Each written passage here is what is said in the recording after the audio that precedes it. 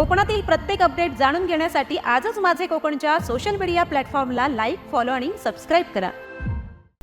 रायगड जिल्हा परिषद आणि पाचाड ग्रामस्थ संयुक्त विद्यमाने पाचाड येथे राजमाता जिजाऊ यांच्या प्रतिवर्षी पौष शुक्ल 1 शके 1946 जन्मोत्सव सोहळा आज सकाळी 10 वाजता मोठ्या उत्साहात साजरा करण्यात आला। यावेळी राजमाता जिजाऊ यांच्या समाधीस्थळी अभिषेक पूजन आणि आदरांजली वाहण्यात आली।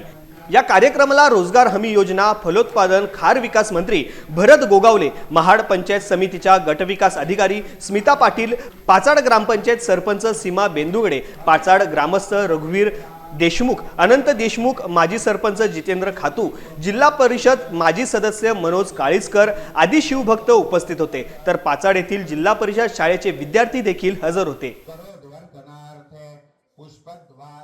निधी सुद्धा त्यांनी जिल्हा परिषदेच्या माध्यमातून दिलेला आहे।